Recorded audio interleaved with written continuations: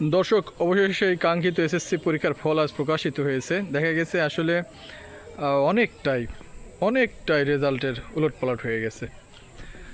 সাধারণভাবে সমস্ত বাংলাদেশের গড় হিসাবে 68 পয়েন্ট সামথিং, অর্থাৎ বুঝতে পারছেন 68% পাস, যা গতবার কিন্তু সেই 90-এর কাছাকাছি ছিল। ঠিক আছে, 80-র ওপরে। তো সব মিলিয়ে রেজাল্ট যেমন হয়েছে, সবচেয়ে ভালো রেজাল্ট করেছে রাজশাহী শিক্ষা বোর্ড। পিছিয়ে রয়েছে ময়মনসিংহ, সেখানে দেখলাম 58%, রাজশাহী 77, যশোর শিক্ষা বোর্ড 73 পয়েন্ট সামথিং, তারপর আপনার ঢাকা রয়েছে 67, বরিশালও এমন। তো যা হোক, মোটামুটি ভালোই রেজাল্ট হয়েছে।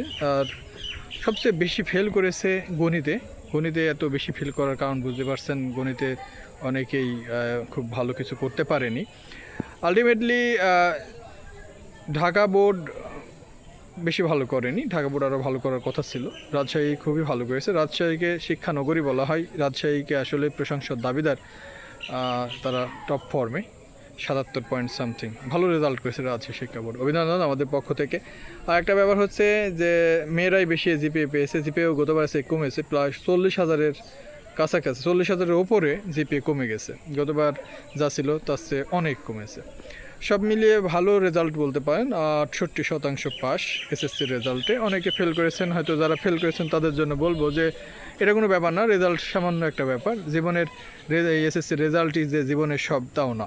সুতরাং এটা নিয়ে কখনো হতাশাগ্রস্ত হবেন না। অনেকে হয়তো খুব খারাপভাবে নেয়, বুচ্চি বয়সের ছেলেরা, ওদের বয়স কম, তার 14, 15, 16 বছরের ছেলেপেলেদের এই বয়সে তারা অনেক সময় ডিপ্রেশনে ভোগে। আমি বলতে চাই যে যারা ফেল করেছে তারা কখনো খারাপ চিন্তা করো না। ইনশাল্লাহ আগামীতে আরও ভালো কিছু হবে। এই ফেলের মধ্য দিয়েও তোমার জীবনে অনেক ভালো কিছু শিক্ষা রয়েছে, এটাই শুভকামনা। আর যারা পাশ করেছো তাদের শুভকামনা জানাই। যারা ফেল করেছো বলবো, বন্ধুরা হতাশা হবে না, এটা কোনো ব্যাপারই না, আগামীতে আরও ভালো কিছু হবে। সব মিলে এই অবস্থা। ভালো থাকবেন। চ্যানেলে যারা এসেছেন নতুন, সাবস্ক্রাইব করবেন, লাইক কমেন্ট শেয়ার করবেন ভিডিওটি অবশ্যই।